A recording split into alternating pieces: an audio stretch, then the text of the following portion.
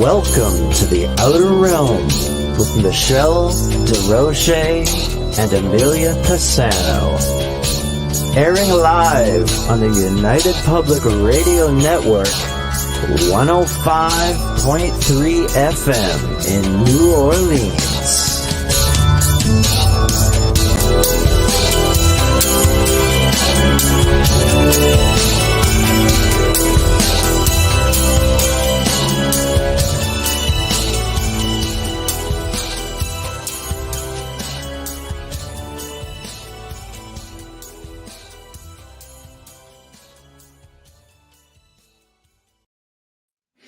Hey, good evening, everyone. Welcome to the Wednesday night segment of The Outer Realm. We are broadcasting live on the United Public Radio Network, UFO Paranormal Radio Network, 105.3 from the Gulf Coast and 107.7 from the beautiful city of New Orleans. We are fully sponsored by the amazing people over at Folgers Coffee, who have been a part of our journey for the last, I'd say 4 or so years, 3 years. So big thank you to Folgers. We couldn't and wouldn't do it without you. Also, thank you to Dr. Snick, the sonic surgeon, aka Justin Snicker, for the contribution of his time, his music, and his intro or voice for the intro that you just heard. Little tongue-tied tonight. It's been one of those days. Anyway, also, big thank you to Steve McGinnis, the artist behind all of our banners here at the show, all of our logos. So we appreciate him very much. Find him on Facebook and Instagram. Tonight we welcome the return of Mark Dawidziak, he's a repeat guest. You guys will remember him from the Edgar Allan Poe show that we did. If you haven't seen it, shame on you. Go find it on our archives, please, as it was really a fabulous show. And tonight we're going to be talking about vampires and Dracula and his book, The Bedside, Bathtub, and Armchair Companion to Dracula. See right there, I love it. It's because it covers every base. Anyway, as you know, guys, we are on 8 platforms. We have 7 chat rooms. Roku TV does not have a chat room at all. So bear in mind, it's like an 8-lane highway or 7-lane highway coming down to 1 lane for communication. So we will get to you as we can, and I'll periodically put up some comments, and just so you know, everybody can see them. Also remember, we do have a lot of audio guests, majority of, so we have to try to keep up and make sure that they are kept in a loop as well. So without further ado, our guest for the evening. Hi. Hi, Michelle. How are you? I'm good. How are you? Long time. Right. No kidding. Well, Happy New Year and all that jazz. Thank you. Welcome back to the bell tower here. So, right. So, how you been keeping? Doing anything fun? I'm busy. I've been keeping busy, and then that busy is good. I will take busy every time. So, busy is always good. It very much is the case, and I have seemed to have no problem keeping busy. So, no, busy is good. So they say. I'm the same. Or at least you know you're breathing. Well, that and get you up in the morning, get your heart started, and or Mike pick me up in the afternoon, because I like the topic that I am a creature of the night. So this is prime time for me. I love it. Same. I walk around like zombie land. Love the day. But tonight, I mean, we're talking about, vampires and Dracula and the book, of course. So I'm just going to put this up just briefly. Here we go, guys. Mm-hmm. So this is, of course, your website. So I just wanted everybody to see. This is your book. Yep. And it looks so cool. Like I was saying, it's sort of like I love the coffin. That's just for the bedside. I think it's fantastic. It was part of the series. The book came about because the publisher had done a book in the late 80s called the Bedside, Bathtub, and Armchair Companion to Agatha Christie. Ah. It was the best-selling title in the history of the series. Really? And the authors who had done that book then followed it up with a book called The Bedside, Bathtub, and Armchair Companion to Sherlock Holmes. And that did very well. So that gave this publisher, well, we should franchise this out. We should do a whole series of literary companions. Right. And the editor came to me and he said, "How would you like to do Dracula?" Because at that point I had done the book on the Night Stalker. Right. I had done a book on Richard Matheson's edited book of Richard Matheson's vampire stories. Right. So I kind of had some vampire credits on my resume. And he said, "How about Dracula?" I think he was a little upset because I had done several books on Mark Twain. I think he thought I would be upset because he didn't ask me to do the Mark Twain companion. But as it turned out, I much preferred doing the Dracula one because Mark Twain is a huge subject. These books ran about 90,000 words. You Yeah. can't even begin Mark Twain in 90,000 words. It's too big a life. It's too big a shelf of books. It's too big. But Dracula and Bram Stoker, it's a fairly nicely limited universe. And Right. covered in 90,000 words, I could cover Dracula and all things Dracula and Bram Stoker and his life and such in a very good way. So I was very glad to get that book. I was very glad, and I'm so still tickled the way it came out. And the covers always had like Bedside. It would have a very Victorian bed. You know, Yes. Armchair would be. So we had a little fun with the designing of the cover. I love it. So we I put a mean, coffin where the bed would be. I love the coffin. Yeah, so instead of right there on most of these companions, you would see the very Victorian bed, Yes. and it was my daughter's idea at the time, who was only about 10 years old at the time, because I couldn't figure out what to do with Bathtub, and she said, "Well, the first three letters are bat. Put a bat over the bat and Bathtub." What a great idea! So Leave it to the kids to figure it out. that one came from my daughter. So I love it. Forever in memorial to her.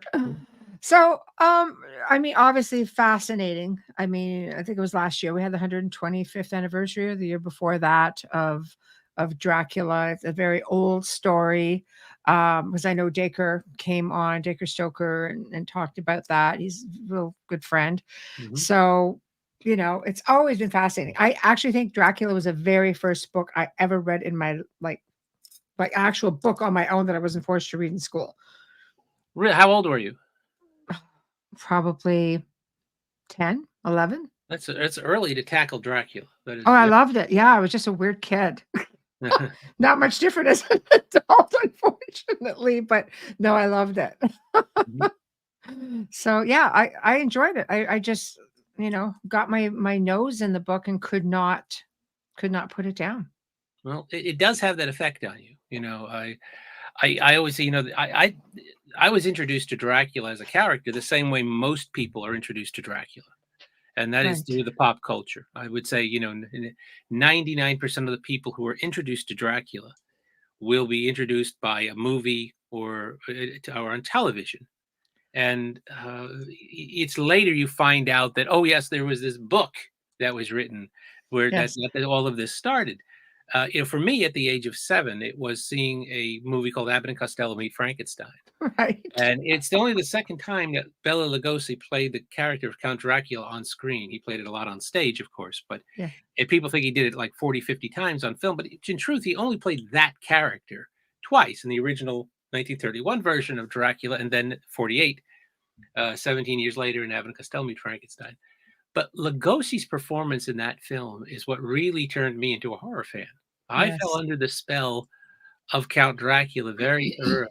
And it was really because of Lugosi. Lugosi steals that film. He's really He did. wonderful. I loved him. In some ways, he's Yes. better than in the 31 version. In some ways, he's in so much more command. He's very suave. He's got a great sense of humor going without going over the line. And it was just an amazing performance. And after that, I really, I became a horror fan, but I was always, primarily on the interested in vampire stuff more than anything else. Yes. So Yes. I was always, a few years later, I was 7 years old when I said, so that was around, say, 1963. And after that, I was looking for I was scouring the TV listings when the TV listings used to be printed in the newspaper. Right. Every week I would get it and see, is there a horror film on this week? Is there any? So I was looking for anything, and It was usually the Friday nights, right? Didn't you have like the we had full? two. We had the Chiller and we had creature features. Okay, We had two actually on Friday and Saturday nights in the New York area. very nice. So yeah, so we did have a regular dose of this. Right. And I was getting monster magazines and building my Aurora monster models. I still have all 13 Aurora monster models. I love it. right up here. And Right. if you'll indulge me, can people see me? Can people actually see me? Yes, All right, yes. so this is worth the trip over here then. Okay. All right. So this was my very first Aurora monster model. There it is, the original cast. Wow. The original cast, Aurora monster model, very first thing. And this Love was my that. first of the 13 that I got. It's still with me. All 13 monsters were with me, but this was the one that started it all. I love it. So, there you go. I love it. So this is one of the prides of my collection. I guess. And, I guess so. My first birthday after I had seen Abbott and Costello meet Frankenstein. So Right. that's where that started. And then a little while after, I eventually by reading monster magazines and reading a little bit about this stuff, I've kind of found out, oh yeah, there was this guy Bram Stoker, and he had written this book, and so you got curious, and so raising money legally, the only way a kid could raise money legally at that point in New York City, the New York area, with a paper route. Yes. Been there. I got enough nickels together to buy 2 paperback books. I went to Oscar's bookstore. I think I've got them right handy here. I'm going to make another trip over here. So just talk amongst yourselves for a second. I will see if I can find these. Yeah, they're right here. Right here. Okay. Here we go. These are the exact 2 paperback books I got that day. Okay, that day. They cost me a grand sum total of $1.25 for both books. All right? Wow. So I picked up Frankenstein by Mary Shelley. Right. Dracula by Bram Stoker. Now, when I taught my vampire class and I do my talks on vampires, I always bring these with me. Right. And I always ask the same question of the audience. Take a look. Which of these 2 books do you think I read first? Well, I say I will go with Dracula. And you would be wrong. Really? The reason was because, well, look at the covers. Look at those 2 covers. The Frankenstein as monster, as depicted, looks a lot like Karloff. He looks a lot like the monster. Look at that vampire. Yeah, you're right. You're Look right. at him. That Dracula doesn't look anything like. No, what I've later found out is that exactly the way Dracula is described in Stoker's book. But he didn't look like Bela Lugosi. He didn't look like John Carradine. He didn't look like Christopher Lee. Right. He didn't look like my concept of Dracula. So I kind of thought, well, this guy Stoker doesn't even know what his vampire's supposed to look like. Right. I'm going to read this one. But plus, look how colorful that thing is. Yeah, I guess to a kid, yeah. Now I don't know how many of you have actually read this book. Right. I've read Frankenstein. I'm a big fan of the. But now, the you're talking about, an 11-year-old, or yes, trying to. I could not believe how boring this book was. Right. I started to try to read this book, and when the monster is never called a monster in the book, he's called the creation or the creature or whatever. And, I was used to Karloff. I was used to, the most the monster ever said was bread, good, fire, bad. That was it. That was the whole thing. When this monster started to talk, he sounded like a cross between an Oxford professor and a philosophy major. I couldn't believe it. Which doesn't fit the bill of a brand new creation, so to speak. No. Listen to this. This is the creature speaking in Mary Shelley's book to Dr. Frankenstein. Okay. My sufferings were augmented also by the oppressive nature of the injustice and ingratitude of their infliction. 11-year-old me had to read that passage like 3 or 4 times before I even begun to think I could understand what that meant. Right. And that's the way the creature talks throughout the book. Well, I was a very stubborn little kid. And when I started a book, it was a point of pride to finish it. Right. So Right. I actually did drag myself through this book, losing flesh at every page. And when I finally got through this book, I threw it aside and like, oh man. Now, how eager do you think I was to pick up this book? Right. But curiosity finally did get the better of me. And I had an experience probably not unlike your own. Okay. This book, when I opened this book, this amazing thing happened. A hand shot out of this book. Mm-hmm. It had a jeweled finger, and it grabbed me by the throat, and it would not let go. This book was giddy up go right from the start. This book was like the Sherlock Holmes stories that I had read. It had a pace. It was like an adventure story. Yes. I couldn't believe how much better this book was. If you had a couple of years after that experience, if you had bet me cash money and said, which of the two is the longer book, Frankenstein or Dracula, I would have said, oh, Frankenstein's got to be the longer book. Has to be. It took me forever to read that book. And Yes. Dracula went by like that. Dracula's 3 times longer. Yes. It is 3 times longer. A big Now, book. let me say, when I was in my early 20s, I reread both books. And in all fairness to Mary Shelley, let me say, I could not believe how much this book had improved in 10 years. Right. Now, the difference was obviously not in the book. It was in me. I was more ready to tackle this Right. book and the themes of this amazing book. Right. But this book was every bit as good as it had been the first time. The only difference was it was a different book in a way. It was just as good, but I started to notice things in the book. Mm-hmm. And 10 years later, I read it again. And that's because you're a different person every 10 years. Right. You've added to life experiences.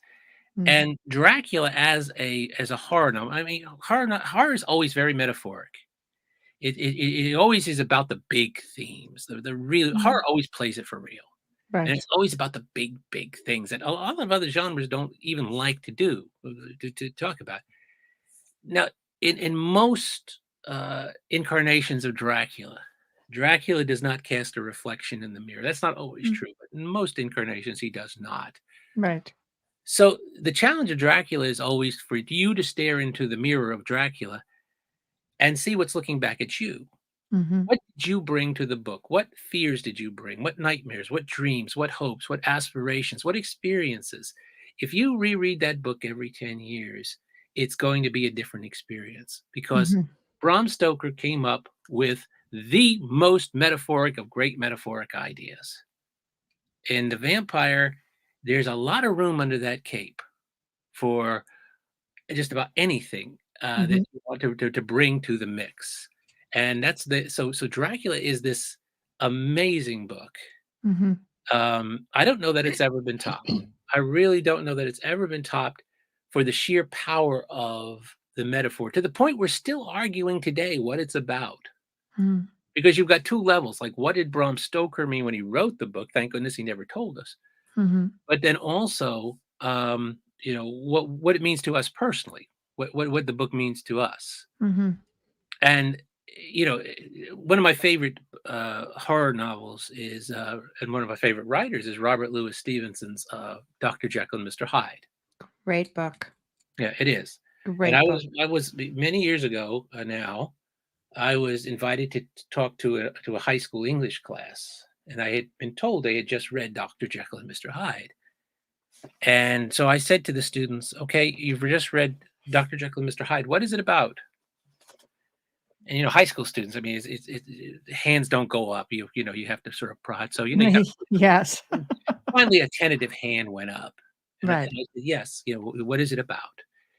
And a student got up and kind of a hesitating voice said, "Well, it's about a doctor, and he makes a formula, and he swallows the formula, and this monster comes out, and he can't get." I said, whoa, time. I said, "You're giving me plot. I didn't ask you plot. I said, what is it about? What do you think Robert Louis Stevenson was writing about in Dr. Jekyll and Mr. Hyde?" Right. Now they're thinking. Now they're really started thinking. And now a hand goes up, and I said, "Yeah." And they said, "I think it's about alcohol." I said, well, explain that. He said, well, Mhm. it's a liquid. It's this liquid. And when he drinks this, he becomes addicted to it, and it brings out this beast within him that he can't control. Mhm. Very good. I said, that is a very sound metaphoric interpretation of Mm. Dr. Jekyll and Mr. Hyde. And Right. somebody else said, well, if it's about alcohol, maybe it's about drugs because he makes the thing with drugs. That's what's Mhm. that works too. Right. That works too. I said, that some people think that Robert Louis Stevenson is writing about the balance of good and evil in all of us and what happens if one gets out of whack, that you Mm. need both.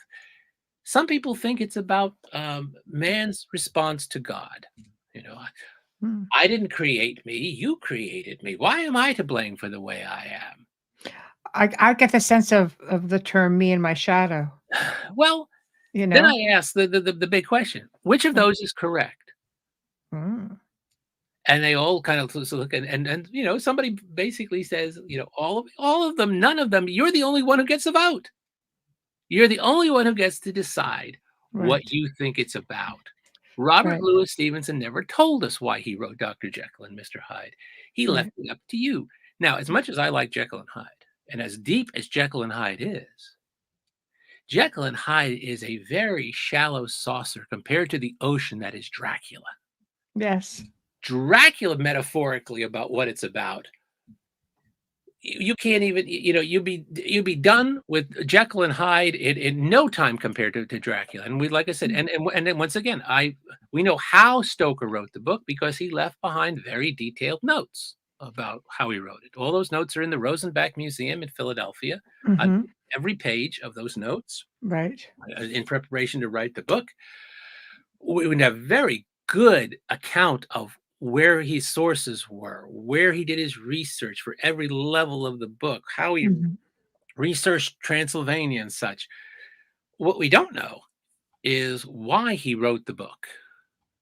And, right from the start, there were an amazing number of theories as to what Dracula was about. Mhm.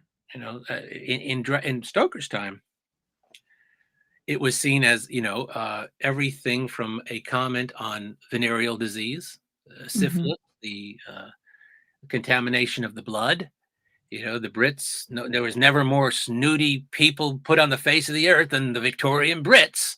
Right. Right. And they were terrified of the bloodline being contaminated, particularly by syphilis. And Dracula Well, is a disease he of was the sick too as a kid though, right? I very sick. mean, he Yeah. had childhood I mean, they had to do He had a bloodletting with mysterious him as a disease. He had a kids? mysterious affliction that Yeah. nobody has ever understood. He was bedridden Right. Right. for a while as a Right. youth.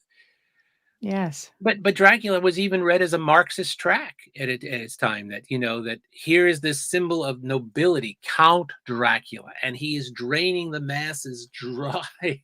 Right. But that's the great thing about metaphor.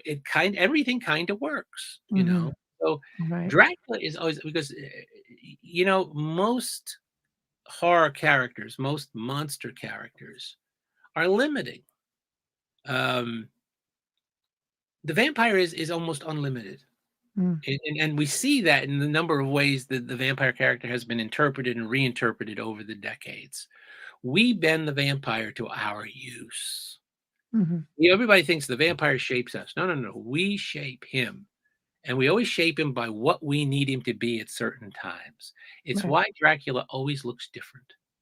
Right. Think about it. Think about it. If you think about Sherlock Holmes, if I say Sherlock Holmes, okay, you just got an image in your head. I do. Right. Everybody's got an image, and the image is probably kind of say the guy in the deer stalker and the Inverness Yes. cape and Yeah. bent pipe, And if I showed you that, you'd say, "Oh, that's Sherlock Holmes." Right. I said Ebenezer Scrooge to you, and I say, an old man bent over with a nightcap and shawl. It's Ebenezer Scrooge, and he always kind of looks the same. Mhm. This is kind of our concept of him doesn't change. Dracula only changes. He has Mhm. no bear. Look at just the change from Nosferatu in 1922 Yeah. and the Max Schreck Graf Orlock character, and Yes. just 9 years later, how he looks when Lugosi plays him Right. in Big 1931. difference. Then jump ahead to how Carradine looks in the 40s. Then Mhm. jump ahead to how Christopher Lee looks in Right. the 1950s 50s into the 1960s. Then Right. look at what Frank Langella looks like in the Yes. 1970s. And then look at Gary Oldman. And I could keep this going. Oh, I know. I know. And then you're He's getting never into like, looked the same. He no, looks, it's you know, true. and that's because the times shape the look of that vampire. And you can Right. always tell, you know, what's in the vampire storytelling, you can always tell by what's going on in the time. Right. It always Right. comes out. It always comes out in the storytelling, you know. Right. So When that's you read it, weren't you ever curious? Like for me, when I read it, being that weird kid, right off the bat, I wanted to know, at that age, I'm going, I'm thinking fiction, but I'm thinking that there was more to it. Maybe it was my intuitive self. Because I'll tell you something, I remember watching on TV not long after that this amazing series with Leonard Nimoy called In Search of, yeah, he where did. they talked about Vlad Tepes, Yeah, right? I've got And that right here. That text. okay, right? That did it for me. I knew at that point that, oh my gosh, was this a real guy? But then my younger age, that age thing going, okay, well, could he have been all these things? No. So trying to separate man from the myth, from the creation. But I don't know. Did you ever, when you first read it, what were your thoughts? Because you weren't far off in that age when you read it either. No, and I either, and I was also prepared, because Dark Shadows had come along, and Oh, so yeah. that had also prepared me for this. Yes. As soon as I heard that there was a vampire running loose in daytime television, I had never watched a soap opera, never cared about it. I Only my loved it. grandmother watched soap opera. She watched As the World Turns. I always thought, who watches soap operas? Well, I was watching one after because of Dark Shadows. That's right. Right. So I mean, and I always kind of sensed when I read Dracula that there was more, but I Yes. wasn't ready to access the more. I read Dracula primarily as a thrill ride the first time. Right. The second time I read it as somebody in my early 20s, and I started to sense more was going. Each time I reread it as I got older, more and more came through. More and more came through. But again, those changes were in me. What's on the page is immutable. It doesn't change. But you change, and I always did this experiment with my students who took my vampires in film and television class at Kent State. Right. We first night, I always made them do this, and I would say, okay, everybody does this, so there's no wrong answer to this. There's only one right answer, and only you know the answer. And this is, so I'm going to ask you, and I said, and you have to answer the question, and don't lie, because I'll know if you're lying. They never challenged me this. How the hell would I know whether they were lying or not? Right. And then Right. I said, okay, take a second, look within yourself. Now remember, these are 19, 20-year-olds we're talking about. What scares you? Mm. We're going to go around the class and everybody's going to give an answer. What scares you? Right. And everybody did. It was an amazing experiment because you got all kinds of answers.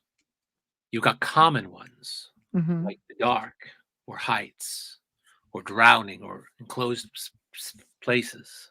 You got profound ones like eternity or loneliness or the death of a parent or loved one. You got ones which were just unique. One student just shuddered a little bit and said octopus. Wow. Well, you can't lie. I mean, the thing about it Right. is the two most metaphoric ways we tell stories are humor and horror, and they're twins. They're flip sides of the exact same coin. They even look alike. Humor and horror, two syllable words starting in H, ending in R, and they're the two things you can't lie to yourself about. You either laugh because something is funny to you, or you don't. You can't lie about what makes you laugh, and you can't lie about what makes you scream in terror. Right. So you can't fake those two things.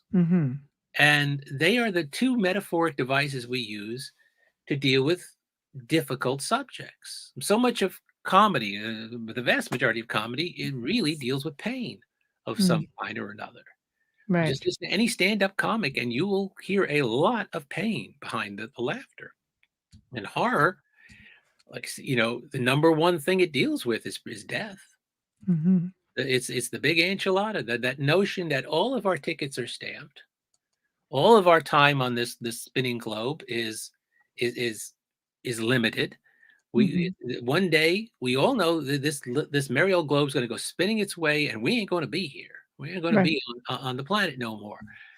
So horror really, like I said before, plays it for real in Mm-hmm. ways that other genres don't. And it's interesting because humor and horror are also the kind of literary genres that tend to get the back of the hand from serious, quote unquote, serious critics. Right. They're the two that's going to get easily dismissed. But among writers, it is accepted that they are the two most difficult forms to write. Mm-hmm. And it's think about, we've only had a handful of true masters in either form. Mm-hmm. True masters You're of, not wrong. Yes. and there's so many few really good masterful horror. We're still reading the same ones. We still read Stoker, we still read Mary Shelley and Poe and Lovecraft, and we read the canon, Mm-hmm. and they become what everything gets measured against. So they get dismissed. They get sort of, it's almost Mm-hmm. like somebody once said, when you write humor or horror, it's like eating at the children's table at Thanksgiving. You're relegated Right. to, you know, It's a good you know, analogy. and, Yeah. and there is a certain, truth to that, but they really are the two most difficult forms, right? John D. MacDonald, the great mystery writer, made a Mm-hmm. great point in his introduction to Stephen King's first collection of short stories, Night Shift. Mm-hmm. And he wrote the introduction to that book, and in it he said, that among writers, it is acknowledged that the two hardest forms to write are humor and horror. And the reason for that is that in the wrong hands, in incapable hands, Mm-hmm. the humor becomes horrible and the horror becomes humorous. That's a really good point, and that's Yeah. why it is very difficult to master those forms. Mm-hmm. And Dracula may be, you know, the single most impressive book, and which is interesting because Stoker, if you look at Stoker's resume, first off, Stoker wasn't even best known as a writer in his lifetime. He was best known as the manager of the Lyceum Theater, Sir Henry Yes. Irving's theater. Yes. Yes. So he wasn't even best known as a writer in his own time. And then, there's 18 titles on Bram Stoker's resume. Mm-hmm. Most people wouldn't be able to tell you another one. Now, Right. some horror fans come up with Lair of the White Worm, which is a very good one, or they Right. come up with one of the other ones, Jewel of the Seven Stars, the Mummy story. Mhm. But Dracula is the one that, just all of a sudden shoots up. He writes this one book that's bigger than himself. You Mhm. And considering he'd never been to these places, know, I mean, aside from Scotland, yeah, he'd been to Whitby. He'd been to, Yes, yeah. and of course he knew London, but where he Yes, had not been right. was, and this was again his research. He did such good research that you could Yes. trace Jonathan Harker's journey, across Europe to Transylvania, and stay at the same hotels and eat the same meals. And it's because he really did his research. Now Yes. there is a debate about that still rages to this day about how much he actually knew about Vlad the Impaler.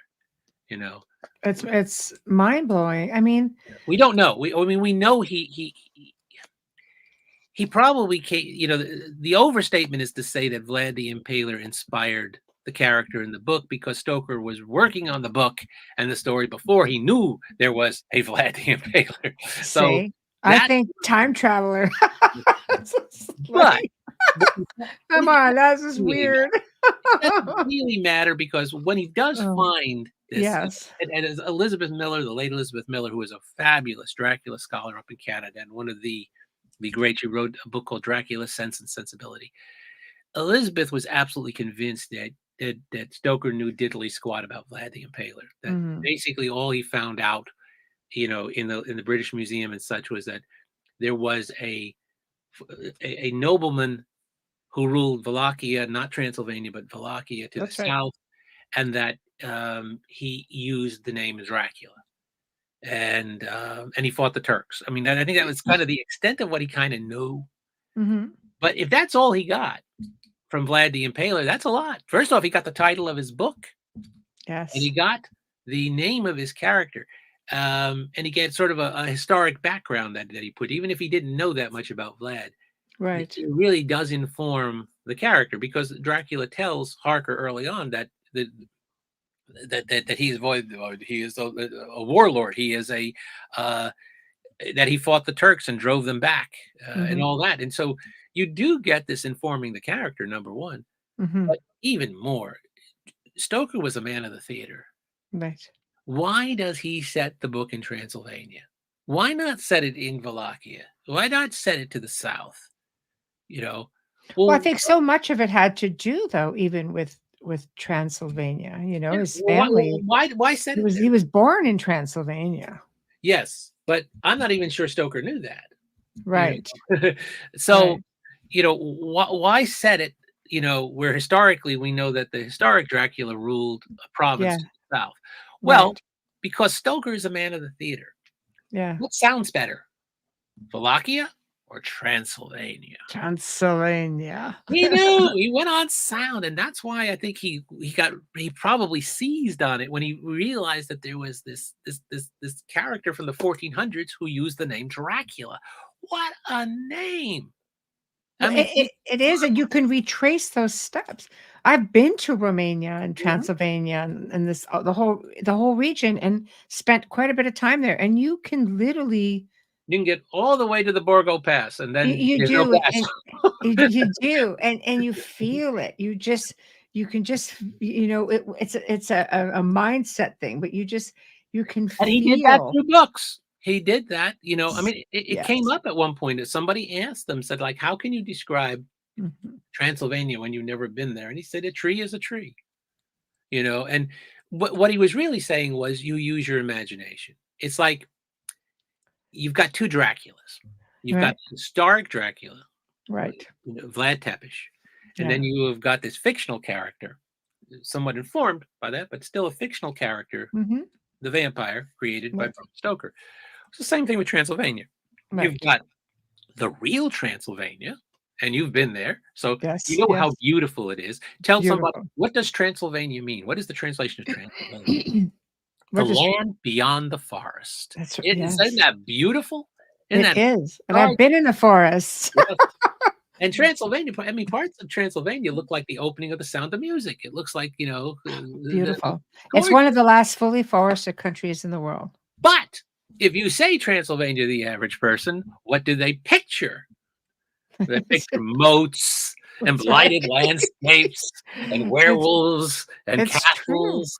And that's the Transylvania of our imagination. but the culture actually still goes for it. You can Oh, go yeah. to Brasov, and the locals will tell you, if you come here the last night on the full moon, the last night of the month, on the full moon, you sit in this courtyard, you watch the wolves, the werewolves come down from the mountains. I'm thinking, "I wanna stay. I wanna stay. This is for real." Well, It's the remember, folklore is crazy belief. they It's strong. yeah, actually, there aren't a lot of vampire legends that originate in Romania. The Right. Strigoi and some other Yes. legends do come out of Romania. Yes. But, again, Stoker plants all that in very rich, fertile soil. He plants all this in Transylvania, and the Transylvania of his imagination, which is taken Yes. over, which is fully taken over. Right. And again, it's because he's a man of the theater. And Right. once he comes, remember, he was going to call the novel, The Undead, and then he was Yes. going to call it The Dead Undead, and then he was going to call it Count Undead, and he went around with a lot of it. We wouldn't be talking about this book if he had ended up with that title. When he found Dracula, he Mhm. found a name which sounds like a whip crack coming out of the centuries. Dracula. What a great name. And he Right. knew it because, again, this was a guy of the theater who knew how Yeah. important the sounds are. And Mm. I'm absolutely convinced when he found Transylvania, when he found Dracula, when he found all this, he knew it Mm. was gold. He Right. absolutely knew this was gold. And Right. he had to put all of this into the book. He could have settled for it. Remember, most vampire stories up to that time were set in Austria, Mm. including Camilla. which is the major literary effort that precedes him. So Joseph Sheridan Le Fanu sets this in Austria, and he was going to originally set the book in Austria. Stoker's original plan was to set the story where, you're thinking this is more of vampire basic ground zero hunting ground. And then, all of a sudden he finds Transylvania and he finds, this Dracula. So, that I think, it has to do with a very theatrical nature, is that Stoker was trained on making theatrical decisions. And then he does that. He makes very theatrical decisions throughout that book. Right. And that's one of the reasons it appeals to you when you read it when you're young. Right. Yeah. It's fascinating to me because out of anything he could have written, that's what he chose. And it takes him a long time. Stoker generally wrote his books fairly quickly. But he spends a long time on this book. It percolates for a long time, and he puts it away for a while. He picks it up and he goes back, and in doing so, he pours so much into this book. I mean, it's like, what we may not know why he wrote the book, but you stop and say, what is Dracula about? And you sort of say, well, if you just stick it to the basics, not much. It's about death, because Dracula is the bringer of death. And encounter with Dracula may end up with your death, but he's also potentially the bringer of eternal life. So, you start with death and immortality as two of the basics of which the book is based on. And that's huge. That is just so huge. And then there is everything else that the book is about. So it's about power, because Dracula is a creature of an amazing powers, even more than usually he gets. The powers he has in the book usually don't translate to the movie, so people don't know all this part, like the ability to control weather. Yes. That's great. That's what JR says. Where I'm living in Northeast Ohio, if they like the ability to control the weather, Yes. So, I mean, so it's about power, death, immortality. What else can we throw in it? Sex? Yeah. And we're still debating what kind of sex, because that book, I'm amazed. Remember, Britain had censors at the time. You could get, you could get censored. You could be arrested. Right. Stuff in that book he gets away with, because it's a monster story and a vampire story, because people don't see it. But I mean, Harker is being raped by the 3 vampire women, and he's enjoying it, by the way. He's having a good time. That's it. Who? One of the suggestions is there's a homoerotic quality to the book. There is an overt, heterosexual quality. There's a lot of overtones in there. There's a point where Dracula attacks Mina in her bed with Harker there. Harker has been rendered unconscious. There's an exchange of fluids where Dracula opens up the vein in his chest and makes Mina drink. You've got you've got 3 people in a bed at the same time. It's unheard of. I know. Of the most bizarre. I know. He definitely was groundbreaking. In bed, which is where most people were born and died. They're both. So the symbolism of this, and then when you think, can we get anything more into this story? Right. You have to drag in at some point religion, because this book is potent with religious symbolism and religious references. And what's interesting about that is Stoker was a Protestant. Stoker was a Church of Ireland. He was raised in the church, which was the Irish equivalent of the Church of England. Right. And so these are the people who basically kicked out all of the Catholic, icons and the stained glass and all that. You get rid of all that. Right. There's only really 2 major Catholic characters in the book. Dracula, because Dracula is Catholic. He might be what we would call a lapsed Catholic today, but he's Catholic. Right. And then there's Van Helsing. Right. So the ultimate symbol of good and the ultimate symbol of evil arise from Europe, Catholic, and they do battle on Protestant ground with all the other characters around them Protestants. I mean, Harker even says, you know, in that amazing scene where he's on his way to the castle and the old woman comes and gives him the rosary and puts it around his neck and says, "Here, take this for your mother's sake. It will protect you." And it does protect him in the castle. And he Yes. says at first, you know, that, you know, he's Protestant. He's, you know, at first he's a little, put off by this because this is what we don't believe in this. We don't believe in these kind of symbols. But he says, you know, he feels a comfort to this. And then later, here comes Van Helsing. He sits them all down, this group of Protestants around a table, and he says to them, "All right, you know, this is how we're going to catch the son of a bitch. Let me tell you how we're going to catch him." You know, and they rebel at first. They say, you know, "How can we believe you? How can we, you know, how can we believe?" And he tells them, you know, "We were all going to be armed with crucifixes. We're going to use the Holy Eucharist. We're going, you know," and Yeah. it works. Everything Van Helsing tells them works. You know, at the end of the book, you just wonder why don't all the characters convert to Catholicism at the end of the book? Because, you know, Van Helsing has told them how to do this. It all works. Right. This book could almost be read as propaganda for the Vatican. When you're done. So that's how amazing. Oh my goodness. So you got religion. You got all this religious symbolism in this book. You got all this sexual content in this book. You've got all of this stuff about power, death, immortality. Wow. You know, It's not a much full more. gambit of what the hell. That's what I'm saying. You know, Yes. compared, Jekyll and Hyde is a very, you know, little conversation compared to the conversation you're going to have on Dracula. Oh, That's how potent the book it is.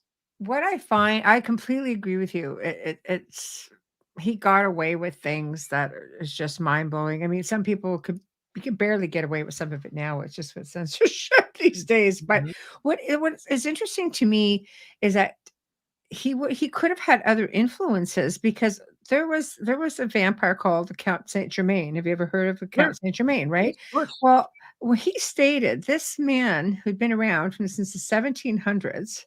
Okay. And he stated on his alleged deathbed that his real name was Francis Rakowski II, a deposed prince of Transylvania who spent much of his years at Siena University. Um, and if we think about that, there are different areas, of literature you can find that show this guy also. People had assumed by his demeanor and everything else that he was Transylvanian, but he ends up in New Orleans, which is why, of course, I had to mention him. But Mhm. but right up until the last sightings were like in the 80s. But the point I'm trying to make is being that Bram was in, the era of the 1800s, you've got this guy floating around literally France, the UK, Europe, different parts of Europe, and ends up over here where he disappears from over there, permanently.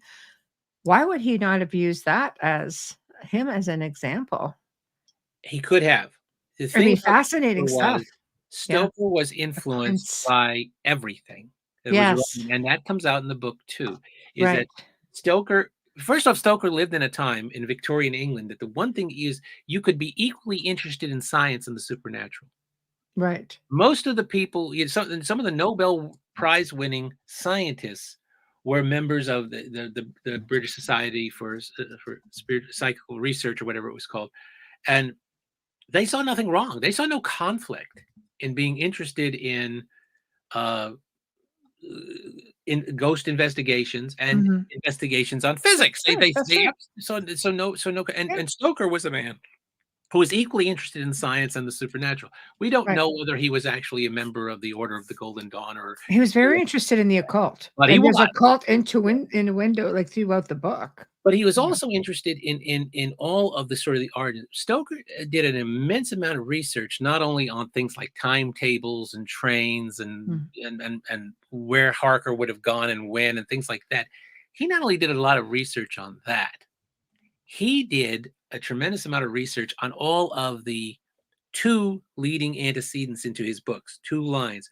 One was all of sort of the myths and legends and fables about vampires that Right. existed. Right. And he pulls them all together. You see, before that, vampire literature is all over the map, and vampire and logically so. Right. There are vampire legends. The vampire is about the only absolutely universal myth or Right. legend, if you will, that exists. It's Right. everywhere. There is a vampire legend in every culture, in every century, on every continent, and Mhm. they differ greatly. A lot of them, Mhm. a lot of them had to do with childbirth and death in childbirth. A lot of Yeah. them, a lot of the original vampires are women. So a lot of the Right. original power figures are women. But you see bits and pieces of what's going to become the vampire in all the different in the Asian legends. China is a very rich country for the Shang-Chi and the Chinese Mhm. folklore. Mhm. Japan has them. Um, all kind African countries have them. Native American cultures have them. Yes. Ancient cultures have them. Assyrian, Babylonian. The Greek legends. There's all of these, and they all Yeah, have bits and pieces. You but know. with every bit of information like that, I mean, they're out there. It comes from somewhere, I guess is what I'm trying to Oh, say. yes. Oh, well, and in each culture, it's because, you have to say, how did ancient people use myth, legend, and folklore? Yeah. They were trying to explain the world around them. Yes. It's not a lot different than the way we use horror stories today. Right. You know, the mountain explodes. Well, the gods must be angry. Uh, Mm. there must be an explanation for this. So, a lot of the vampire legends come from people trying to explain, why would a young woman die in childbirth? Why would she die at the point of birth and giving birth? That doesn't make any sense. They don't know Mhm. about germs. They don't know about infections. So maybe it's a being. Maybe it's a woman who died in childbirth and she's come back to prey on women who are, you Yeah. see the myths and legends coming in and, Right. and coming together. So that's one thing that Stoker did an immense amount of sort of pulling together all of the myths and legends Mhm. and basically coming up with the rule book that we're still operating under today. That people make decisions based on what Stoker did. Mhm. And then he studied the literary antecedents. From Polidori's The Vampire, 1819, 1820, from Lord Ruthven and Polidori's story onto Mm. Varney's Vampire in the 1840s, onto Carmilla. Mhm. Exactly 25 years separates each of those stories, by the way. Right. And then Yeah. here comes Dracula in 1897, another 25 years. And Right. Stoker he was influenced by all of this, is what I'm saying. So he's Right. influenced by all the science and supernatural that's around him. He's influenced by the Victorian society and culture. He's Mhm. influenced by all of the literature that went before him.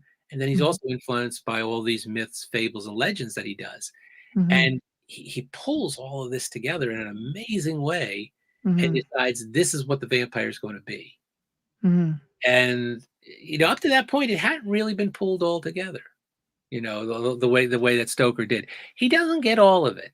Actually, Nosferatu adds the last element Right. because sunlight is not fatal to a vampire in Stoker's book.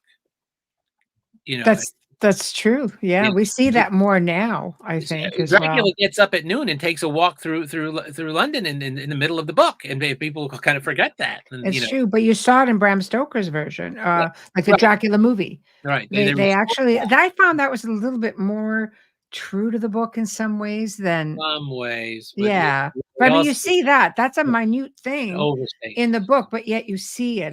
I was sort of happy that they presented it, Hmm. you It know. puts things that never had been done in it, and it rescues the character Quincy Morris. Doesn't do much with him, but what a great character Quincy, an American Texan, strolling through Yeah, that book with a Bowie it's knife and true. a Yeah. pistol. A great character, and almost no version uses Quincy Morris.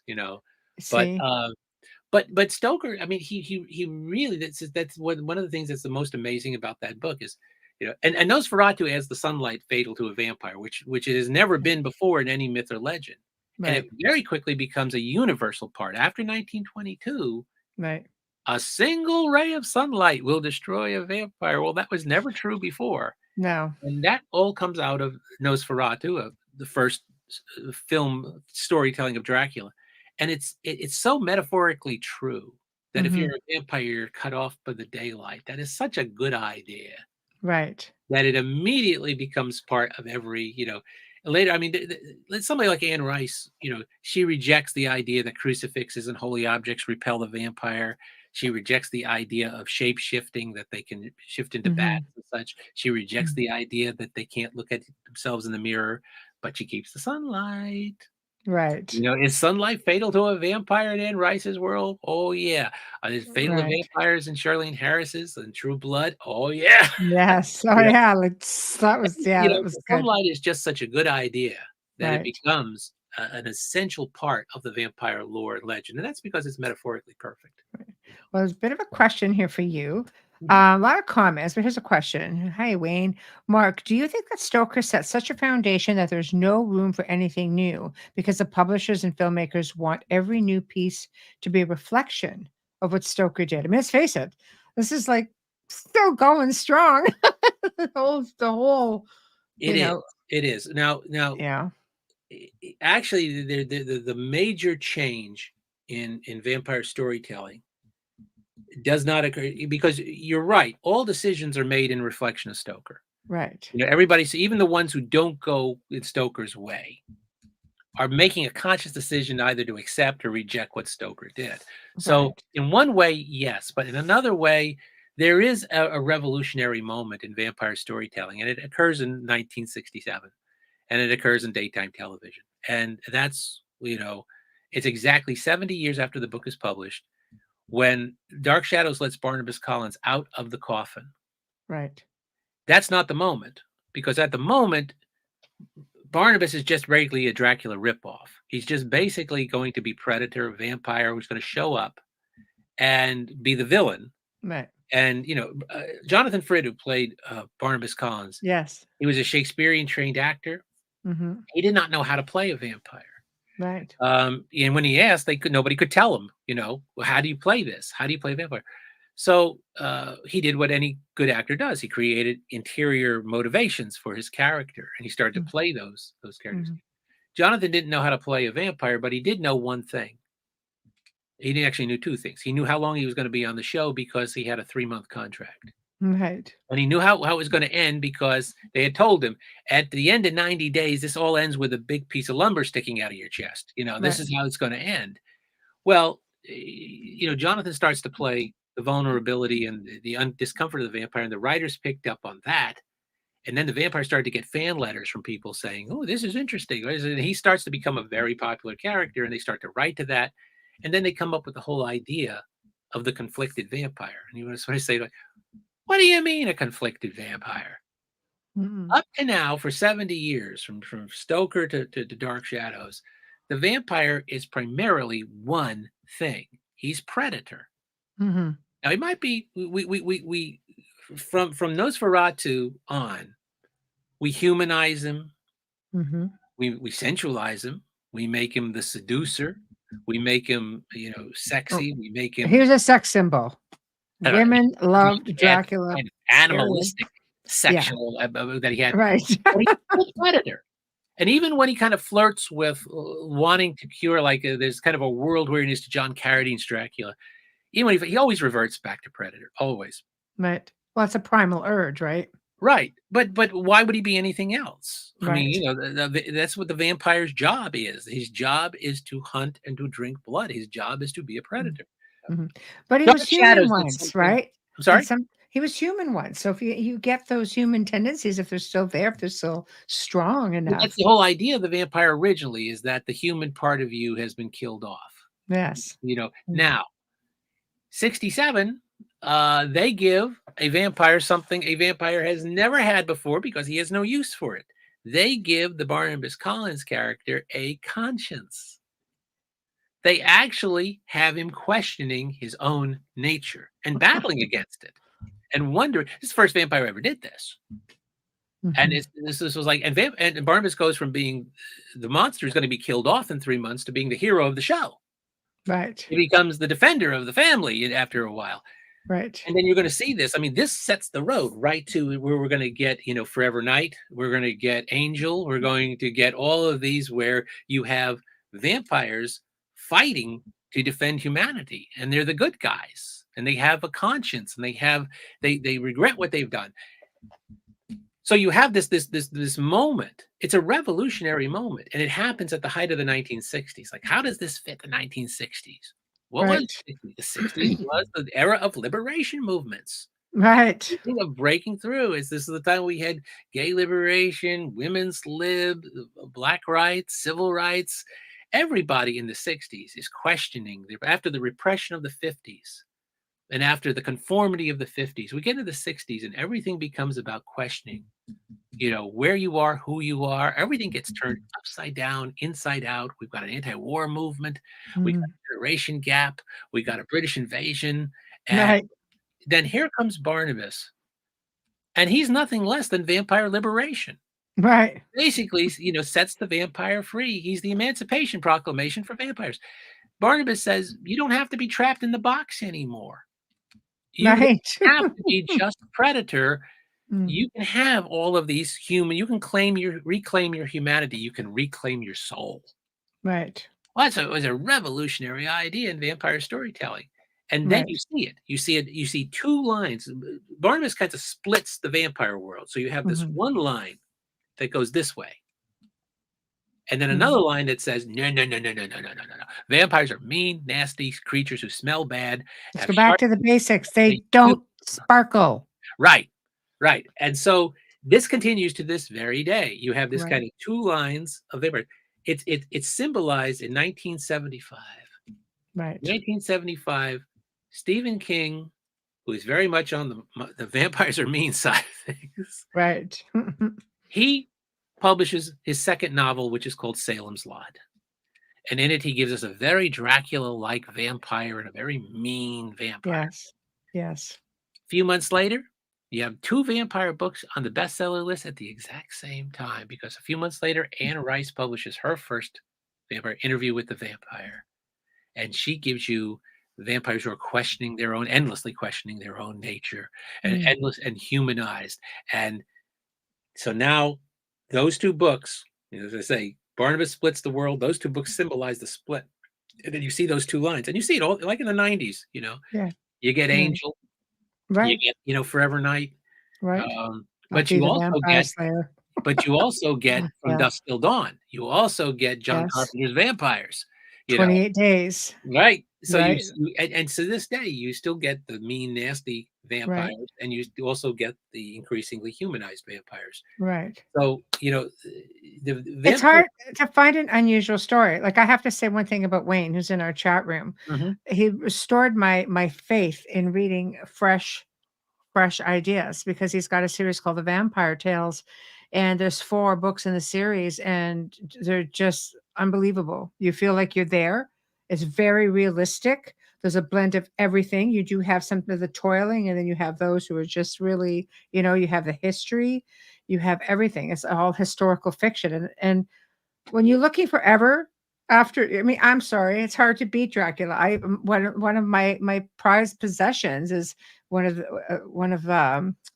the original first editions from the year it was published. Wow. And that thing sits in the safe and doesn't see the light of day. But it's just like, you're always on the hunt to get away from the mainstream stuff that they're pumping out. Well, the major change that came in, after the other thing that Dark Shadows did, and it doesn't have so much to do with the storytelling as it does the character. You remember how I was saying that a lot of the original myths and legends, the vampires are women? Yeah. Yeah, well, they were, Right. Now, if that is true, and it is true, why is it that by the time we get to the 1800s and all the vampires that come out, the vast majority of them are men? What happened? What flipped the switch? Wayne's and women. the answer is the Middle Ages. I know. The answer is the Middle Ages, because at this point in the Middle Ages, men take over everything. They take over the church. They take over land. Women who could inherit property couldn't. Who could inherit titles all of a sudden can't. Yeah. And all of a sudden, so you get to the first vampire stories around 1820, when Lord Ruthven comes along. Right. And you're going to do who is going to be the figure of oppression? Who is going to be the figure of the person preying on the masses? Well, it's going to be a white male. Right. And it's going to be probably somebody with a title. Remember, you went from Lord Ruthven to Sir Francis Varney to Count Dracula. Right. You went from 3 titled vampires who were, and then all throughout the 20th century, almost all of our vampires are middle-aged white men. Right. And that holds true. That really holds true until around 1970, and the cracks start to occur. And that's you start to get diversity. You start to get Got Vampirella. yes, you got Vampirella, you got Blade, You got Lily Munster. Sorry, but you got Dracula. You get, yes, you do. Yeah. and then later on you get characters like Celine. Yes. And, you get, Yes. and all of a sudden the vampire doesn't just have to look like a middle-aged white man. He can look like, anybody. He can look like you. He can look like me. He can look like yes. you. Or the vampire becomes more reflective of us. Right. Now that's more or less what, I think that's the biggest change in vampire storytelling is that, as we progress from the 70s to the 80s to the 90s, the vampire character itself became diversified. Right. And it was not, it's almost hard to find sort of the middle-aged white male vampire now. And so that's become almost like the endangered species, So I mean, when we went to that spate where the vampires were all of almost teen years, when we went from Buffy into Twilight and Vampire Diaries and True Blood, right. we had No, it's exactly, and they all did really well. But then it shifts again, and it's because of what's going on in the culture. It always shifts. Queen of the Damned, Yep. Vampire Lestat that goes back. Mm-hmm. So it's not so much the storytelling.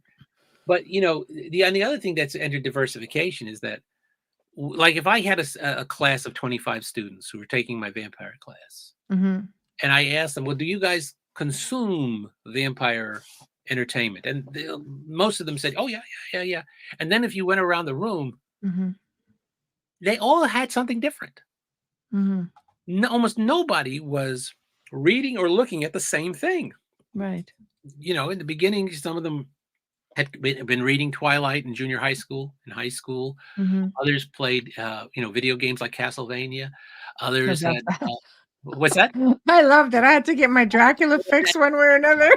That's an reference, I know. But,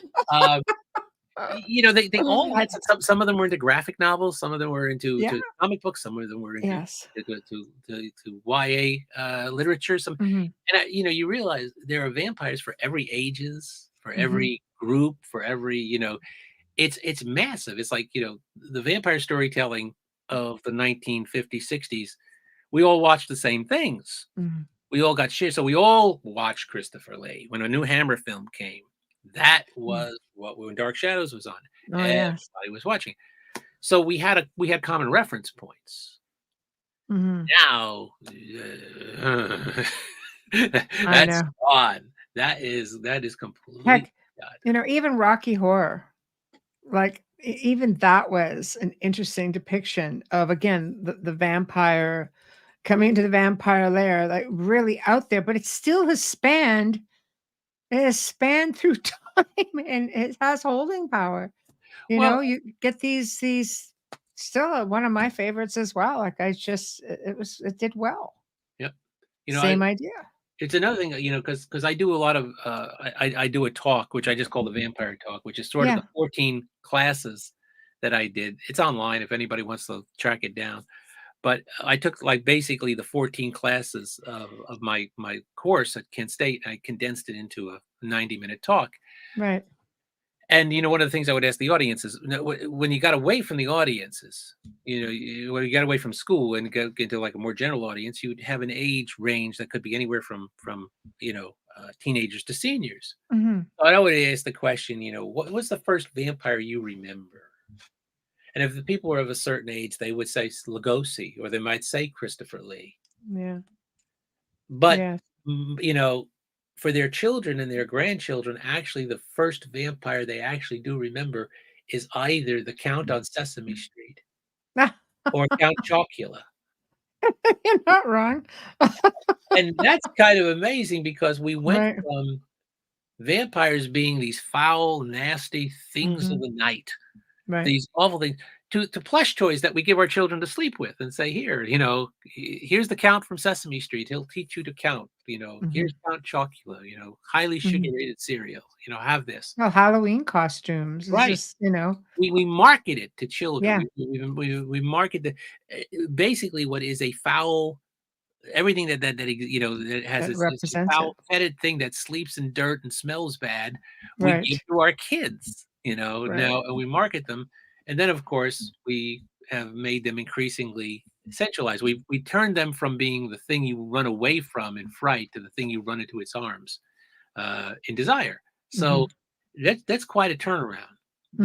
That is, how we get from. That's one of the things I teach in the course, and that's one of the things I do in the talk, which is how did we go from here to there?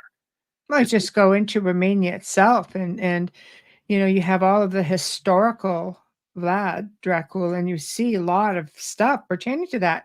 But I'll tell you, the majority of the stuff that you purchase is Count Dracula. Of course, and they're smart. They know they're Yes. marketing both. It's right. They're marketing both in Transylvania and Romania. They are, they know there's, in both in doing both. But you're right. I mean, you have to remember, Dracula was not translated into Romanian and actually available in a wide basis in Romania until pretty late into the 20th century. Interesting, isn't it? Yeah, and then when they did, at first they were a little shocked. They were because their Dracula is a national hero. That's true. They're very revered. Like, a cross between cross between Robin Hood and George Washington. It's true. It's true. This Western culture took that and turned him to this like zombie character. Is that they were, but then they kind of made peace with it. Right. Well, they're doing okay. I mean, it's definitely revived the tourist industry for the country, which is great. And people get to go and learn, the real information as well. And you have a character who has an international following. You have a character who's he is. There's a somewhat debate as to whether Sherlock Holmes or Count Dracula is the fictional character most portrayed on screen. And, and I'd say, the answer basically is, if you limit it to English-speaking productions, Sherlock Holmes wins. If you don't limit it to English productions and go international, Dracula wins handily as being the most portrayed character on screen. Why do you think that is? Oh, the lore of the character is just, Dracula is the only major monster who can infiltrate. Remember, that's Dracula's goal in the book. It's his stated goal. When Harker goes to the castle and he sees Dracula has all of these reference books about London and England. He's studying. He's got that great military mind. He's studying on how to infiltrate and invade.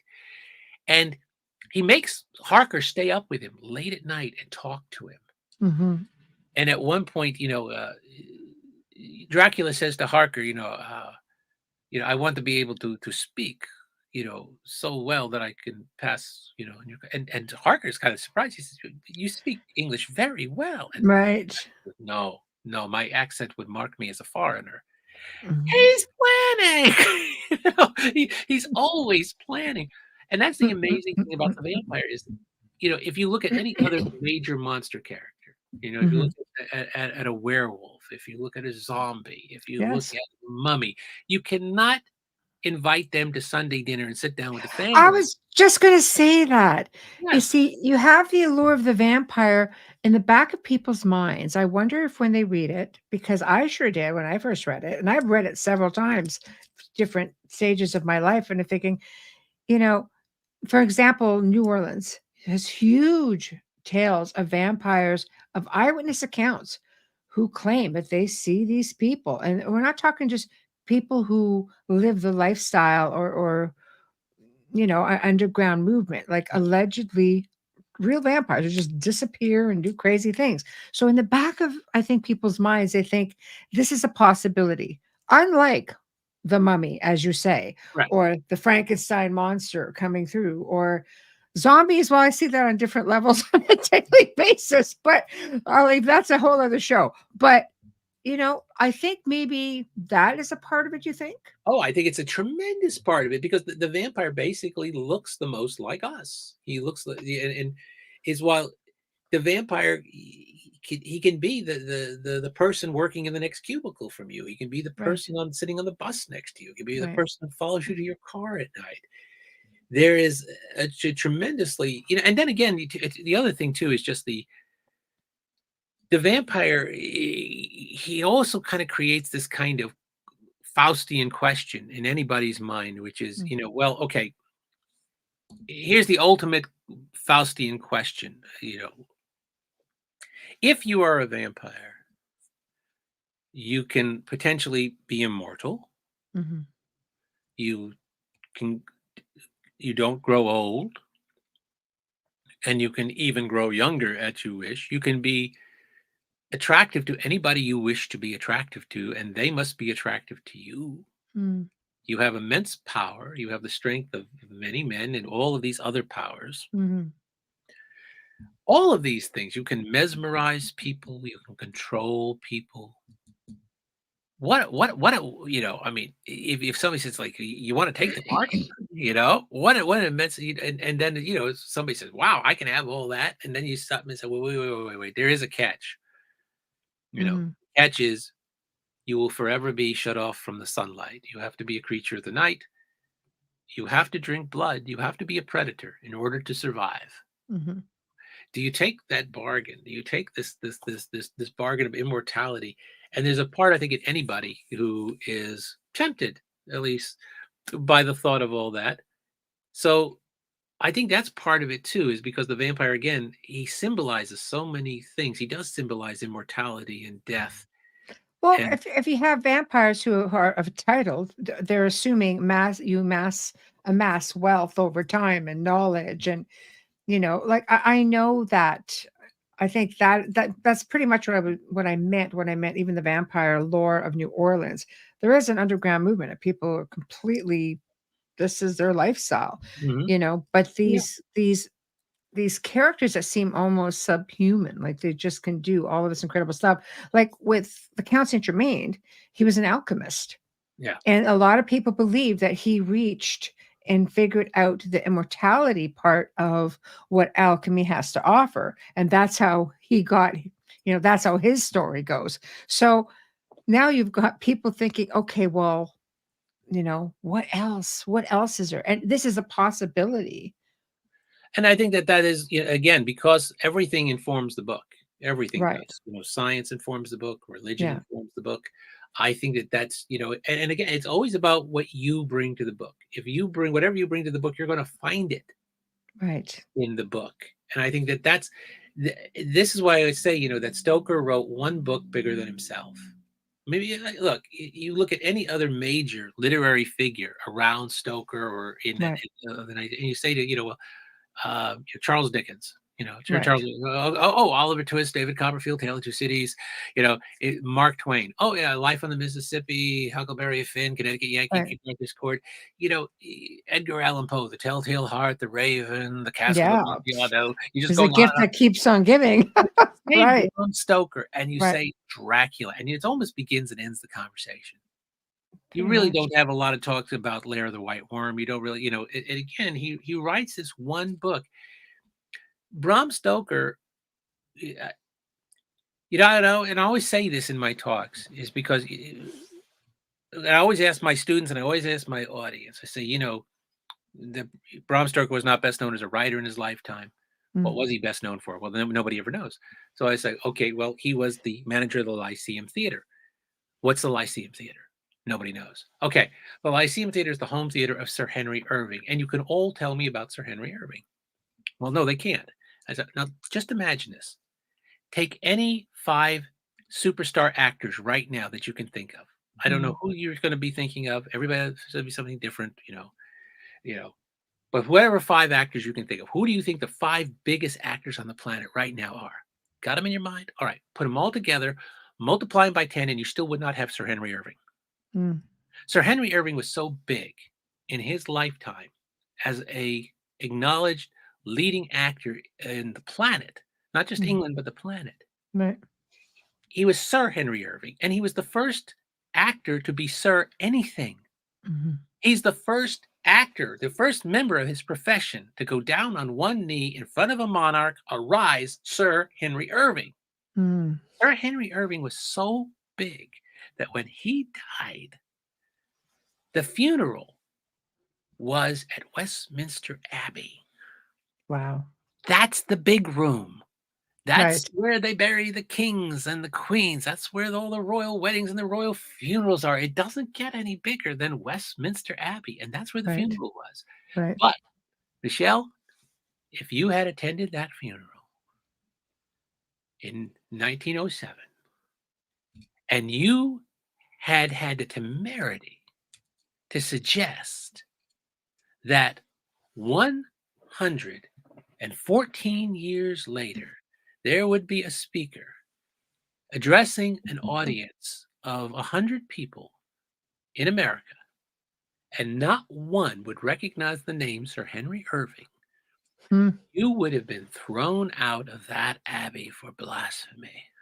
Right. Not know who Sir Henry Irving is immortal. Right. But then, had you gone a little bit further and suggested that his manager, Bram Stoker, would be better known than he was, you wouldn't have been thrown out of that abbey. You'd have been laughed at. Mm. Bram Stoker, his manager, is going to be better known than Sir. Is that what you're suggesting? It's going to happen 114 years from now? That's exactly what's going to happen. And the And it reason did. it's going to happen is because Bram Stoker gained a level of immortality by writing about a potentially immortal creature. Mhm. It has captured our imagination. And like my first encounter, where that hand shot out of that book and took me by the throat, will Right. not let go. Dracula Right. has still not let go. And Right. I think, that's why we're still talking about him. That's why we're still talking about that book. It's one of those things that you'll be talking about for it's one of the things that's never going away. Oh, no. No. And It's we never gonna go away. constantly reinvent him because we need to reinvent him. We need Count Dracula. We need him to be certain things at certain times. So, I Right. mean, we need him to be Christopher Lee at some point. We need him to be Frank Langella at a certain point. We need him to be Mm, Gary Oldman. mm. And we will still keep reinventing him Right. as we do. Right. I mean, there's been a lot of I won't say a lot. There's probably been a handful of movies done on Dracula, called Dracula, that are leaning more towards the life of Vlad Dracula. Oh, yeah. And how do you feel about those in comparison? I freaking love them because Well, I'm a history nut and I like that connection to the Dracula story. I'll tell you how that happened, and I do like it too because I was dear friends with the person who sort of first did it, and Okay. that's Richard Matheson. Now, Richard Matheson wrote what is arguably the second greatest vampire novel of all time, which is I Am Legend, which was done in 1954, and he came Wow. up with an entirely different concept of. As a matter of fact, his vampires were more like what became zombies in movies. Oh, George Romero basically ripped off I Am Legend when he made Night of the Living Dead, and he took right. basically all the conceits of Richard. But Richard was tapped to do the TV movie version that Dan Curtis did of Dracula in 1973, thereabouts, with Right. Jack Palance as Count Dracula. And this was the Right. first one to basically suggest that the fictional Count Dracula and Vlad the Impaler were one and the same person. And the reason was because a couple years before, the book In Search of Dracula, which was a landmark book by Raymond T. McNally and I the rest. owned it and loved it. Yeah, I did Yes. that in the first Yeah. edition. That book Yes. put Vlad the Impaler on the map. We went from Yes. nobody knowing who Vlad the Impaler was to everybody knowing who Vlad the Vlad the Impaler Impaler was. was. Yes. So Yes. now you have the next major version of Dracula done. After Yeah. that, and Richard Matheson writes the screenplay. So he takes all the Vlad the Impaler stuff, Right. puts it in. He also steals something from Dark Shadows, which is the whole notion that the character of Mina is the reincarnation of Dracula's lost bride. Yes. Is then going to be stolen by Francis Ford Coppola and his team Right. for Right. their version. I mean, that's not in the book. That's got nothing to do with the book. That whole No. idea that Mina is the reincarnation of Dracula's Right. is just where did they get it from? They got it from the earlier version of Dracula, and they got that from Dark Shadows. Right. So but that starts it. That's the one that starts it, and then the Gary Oldman version really goes all in Right. on the whole idea of Vlad the Impaler and Dracula being the same person. Right. Right. So I love that. I mhm. love that. There's been some really great um, films that have come out even since then. I mean, some of them are international Oh yeah. films as well. The US had a couple of good ones, but I love going back and just seeing something that's a little bit more realistic, but yet still keeps the whole Dracula theme in place. It's You know, just an expansion. if you took all of those Draculas and you made one big collage out of them and had all of the various Draculas that we're talking about, and you start with Max Schreck and Yes. Nosferatu, and you work your way through, had all those Draculas, you would just look at all those faces and go, "This cannot be the same character." Yeah, these people do not look alike. These Ah, people look radically different, and they right. are radically different. And again, that's because our times shape, whatever's Mm. going on in the vampire. Why does Lugosi look the way he does? Why did we go from the character looking like that rodent-like, rat-like character in Nosferatu to Lugosi? Well, Mhm. first off, why does Max Schreck look the way he does? He's Why? pretty wiggy. That guy was Yes, he creepy. is. He is very creepy. Now, But it's that's very he's supposed to be, though. well, it's obvious again, all you have to know is what's going on in the culture and history to know why that vampire looks the way he does. Right. And that is that Bram Stoker dies in 1912. Okay. Mhm. 10 years later, we get Nosferatu, 1922. So what happens between 1912 and 1922?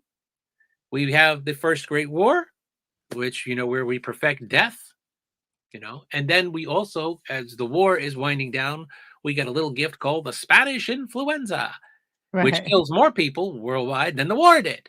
Right. Many, many Right. more died. Yeah. So here's Germany on its knees, battered, defeated nation.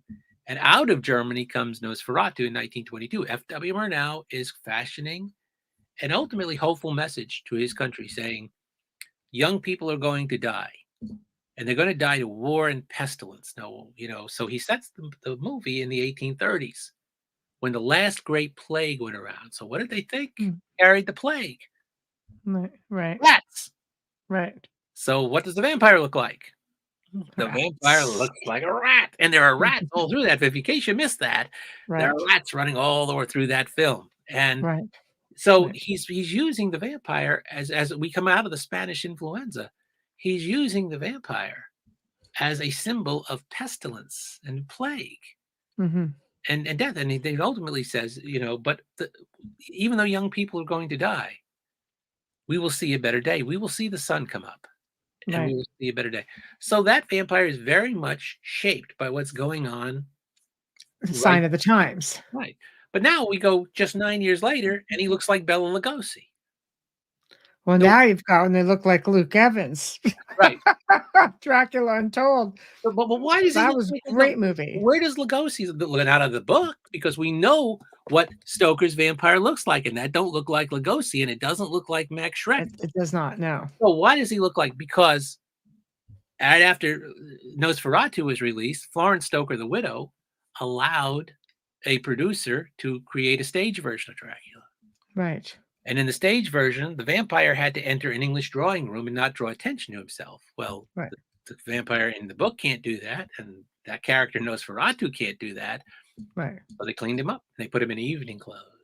Right. And they Very, gave him, very distinguished. And then by the time it goes to Broadway in 1927, they want him to be the symbol of sexy. And my students have a hard time getting their minds wrapped around this being sexy. Right. Until I I explained to them know. that the reigning sex symbol of the silent movie era was a guy by the name of Rudolph Valentino, Oh, yes. who was foreign, had long, expressive hands and fingers, Mhm. flaring eyes, an aquiline nose, slicked Mhm. back black hair, and then you compare it to Lugosi, and you go, "Oh, I like that's him. why." He'll do. Why? Right, Because he's the symbol of what was sexy at the time. He's the vampire as Valentino. right. So you can do this. I just did that with the first two vampires to say this is what Right. was happening at the time in the culture, and this is what shaped that vampire was. But you can do that for every vampire in every era. Oh, sure, Anne Rice always had attractive vampires. Mhm. I Yep. mean, it was definitely, a sign of the times. I like where they go with it now. I like the blend of the fiction with the history. I just think it has so much more potential to keep evolving Oh, because and it will. unfortunately, I mean, Will. Dacre's been great. Dacre's been involving evolving the stories with additional books and Mhm. keeping it alive as well from the family's perspective, which Oh I yeah. commend him for. But grateful to the family for even allowing, with Bram's widow, even allowing the flexibility for change to veer away from her husband's original writings and his research and Oh his yeah. vision. Yeah, because the stage version of Dracula was no more faithful to the story than Nosferatu had been. In some Yeah. ways, Nosferatu was more. The only thing Nosferatu was illegal because he didn't get permission, and Yeah. she sued, and the judgment at the time was that all copies of Nosferatu were to be destroyed, incinerated. Mhm. That was the Wow. judgment of the court. But Yeah. tracking down all the copies of Nosferatu is like tracking down vampires. How do you know when you got the last one? I So know. I know. It's true. It is very hard. So thankfully, that didn't work, and we have Nosferatu today to watch because it's still an Right. amazing movie. Still one of the great It's pictures. it was well done for what it was, you Mhm. know? Oh, I you know it's still a very creepy movie, even as ancient as it is, and as Right. simplistic as all of some of the uh, effects that they use, the undercranking of the camera, the going to negative, and back then all of the special effects had to be done what was called in camera. There is no CGI. There is no looking at so Right. Right. I'm just everything had putting to be done yeah. in camera, and so it's an amazing movie. They did every trick they could Right. to make it work, and Well, I like this comment from Wayne. The telltale tiny holes for the bite created way back then so not to frighten the female movie viewers, whereas with Nosferatu, his fangs look dull. I can't imagine them piercing you. But, I mean, realistically, a lot of the vampire movies, probably the newer ones, it isn't just a couple of puncture moves. You just rip your throat open. That's what they did. They were it is. predators. And then remember that we go through a period of time from Lugosi on where they couldn't show fangs. Oh, that's I true. mean, from it wasn't Yes. until the 1950s that you actually can show Fang. There was a Turkish Dracula movie in the early 50s, which was the first time that Dracula had actual fangs. And then, Yes. Christopher Lee comes along, and you get that amazing close up in the first film, Right. and you Right. see the blood To smear. show. And I it's got him. still an Yeah. amazing close up. Um, Right. so, Right. and that was the first, then you started to get, fangs as a basic part of the equipment. But the censor wouldn't let you, and the sensibilities of the time, even though Dracula's pre-code, they Right. wouldn't let you. They wouldn't let Lugosi wear fangs. Right. See, I love it. It's just one of those things. I'm really glad that we actually talked about all of this tonight because for me, it just takes me back to the first time I ever read Dracula and how much I loved it, how many times I've read it since, how many renditions of films that I've seen and different books that I have read where have been embellished and changed a little bit. It still has the same feel for me now as it did when I first picked up that book. Oh, I think it's a like I said, it's an amazing book. I think if somebody said like, "What do you think the great?" I wouldn't say that Bram Stoker was the great horror writer. He's on the Mount Rushmore of 19th century horror. To me, Right, the Mount Rushmore is Mary Shelley, right, Poe, Stevenson, and Stoker, and they write the seminal work there because you Yeah. have 3 seminal Yes. novels, all coming from writers in England, or the British Isles, I should say. You have Stoker, who is Irish, you have Mary Shelley, who is English, and you have Stevenson, who is Scottish. And they Right. write the 3, the Jekyll and Hyde, Dracula, and Frankenstein. And then Right. Poe is the short story guy, the guy who writes the modern short story model. And so the 4 of them, and he's the sole American in the group. But Yeah. to me, that's the Mount Rushmore. And with Stoker, like I said, it kind of comes down to one book because I don't think he's quite the writer that the other 3 are. Right. You would say, well, how do you rate Stoker? But he wrote the best book. He did. He did. Stevenson's, day in, day out basis. But what is the best of the novels? What is the best? What still might be the best novel? Yes. Yes. That's where it's pretty amazing. It's the one story that will continue on, not just in literature itself, but in film and in plays. It's a character that he really is timeless. Oh yeah. He's immortal. So, It's funny because when I look at Bram writing this book, when I consider it, I've often wondered, even upon writing it, did he really think it would go to the point of where it is today? He talked about immortality for his character, and he achieved it. He does achieve it, but truly Yeah. he doesn't live to see it because Dracula really, Yes. it's the Lugosi film. What really cements it is that 1931, that film is so amazing, and it creates really the modern horror film. Yes. Because it is really the initial one of the boom for the classic Universal era of horror. And that was when the first sort of classic edition of Dracula, the American Library issued it as a classic after Lugosi. So Right. really in the 1930s, where Dracula is read as literature for the first time. Right. Up to that point, it had been a play. It had been, Stoker. When after it was published, there were 2 people who recognized what he had done. One was his mother. Now, mothers generally do sort of, Of course.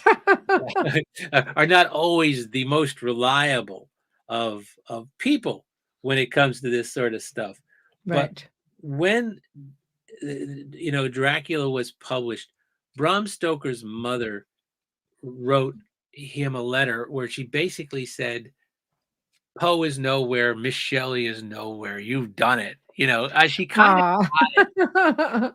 She kind of got it. And the other person who recognized it was, of all people, Arthur Conan Doyle.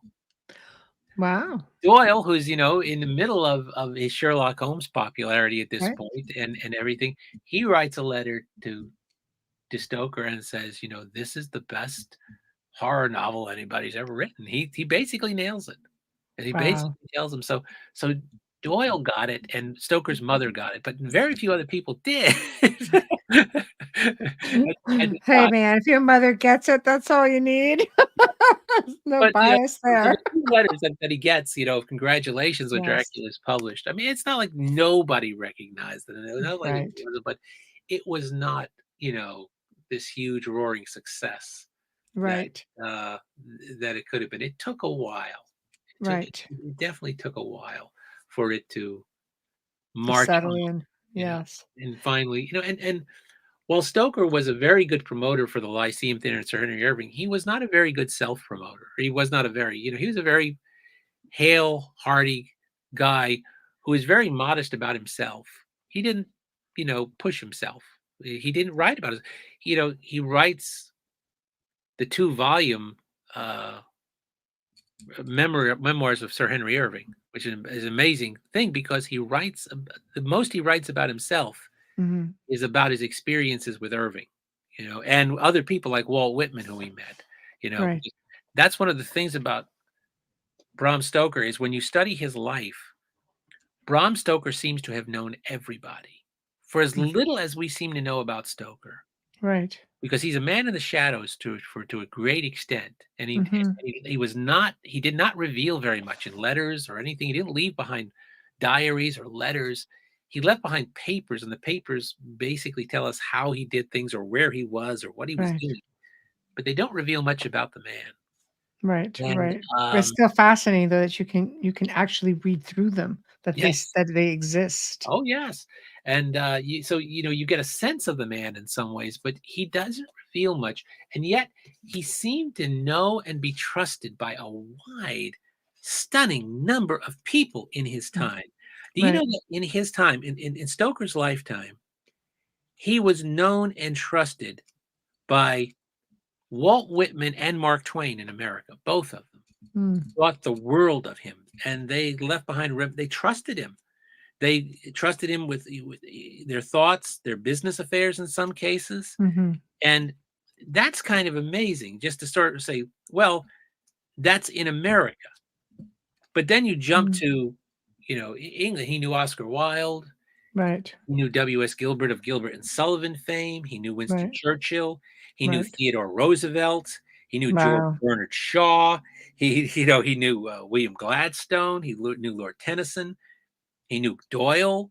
You Right. know, Right. he's at the center of English society and the English literary and theater scene, and he knows everybody. Right. And he's associated with, and they know him, and they like. Right.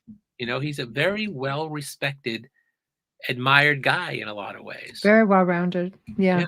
yeah. Just, well, I can't even believe that we're at the top of the hour. Like we've just like the last time.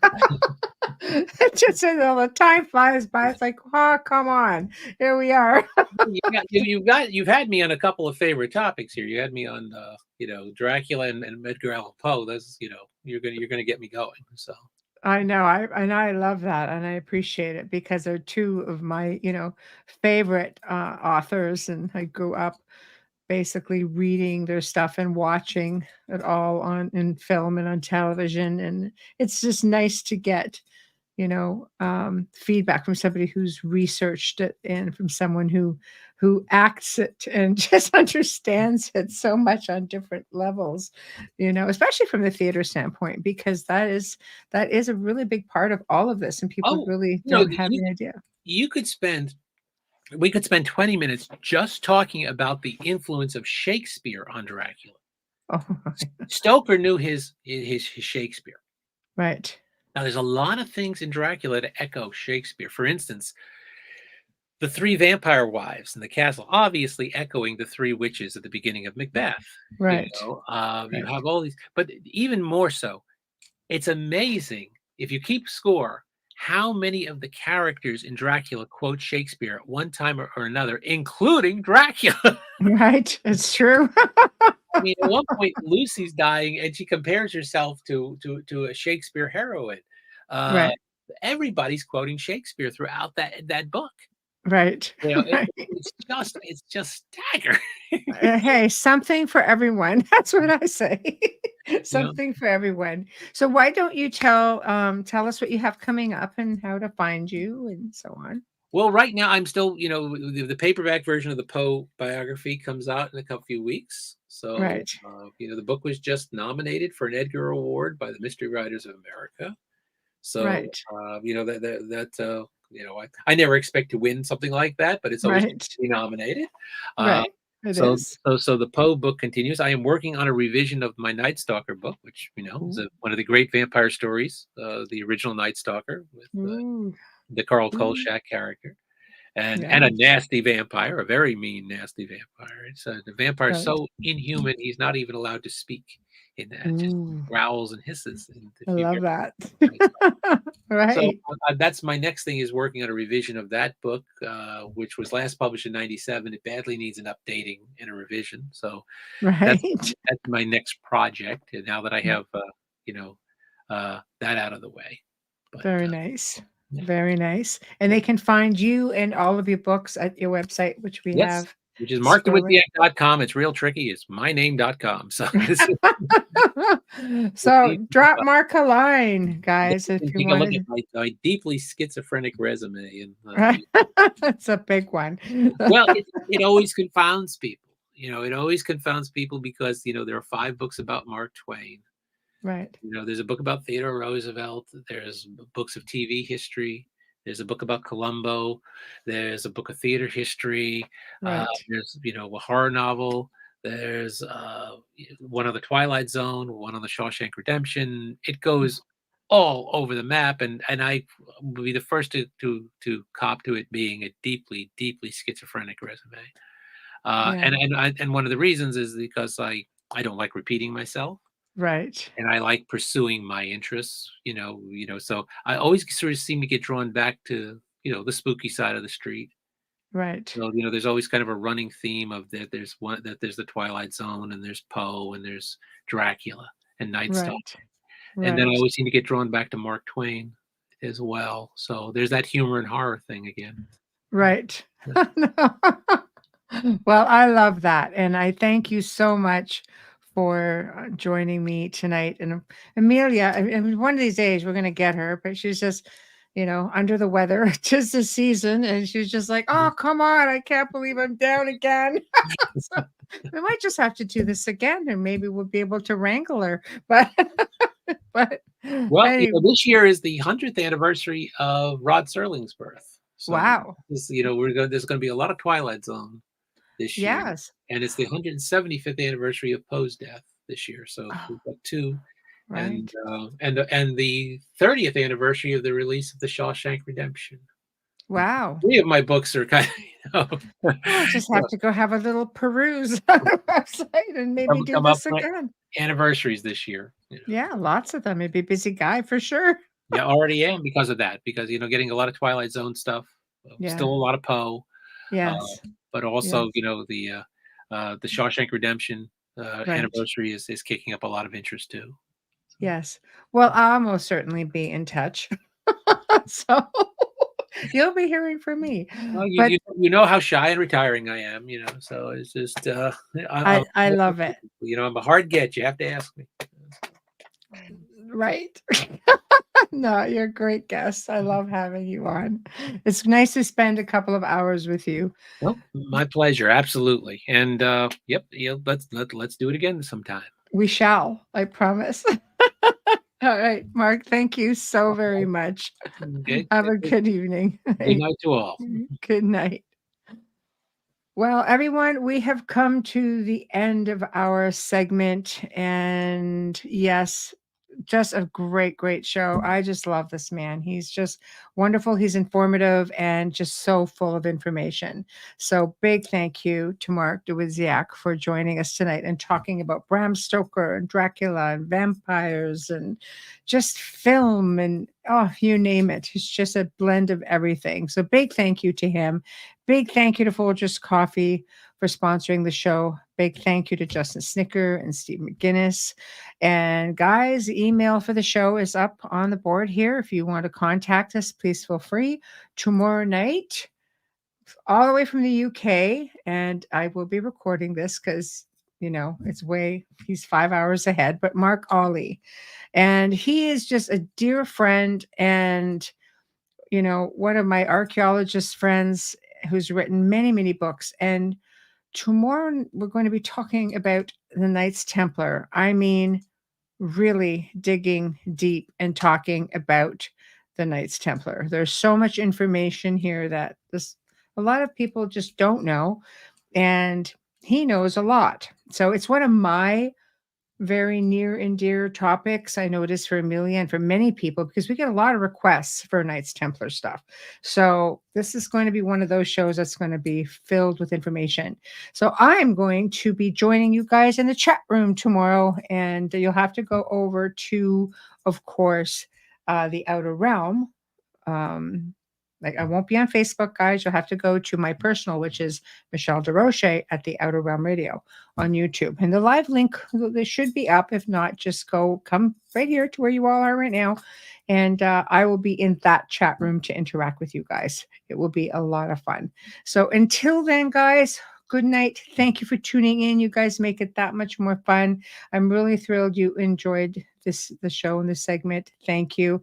And a nice, easy listening. Yes, listening, relaxing. We love it. So we'll see you all tomorrow night in chat. Good night.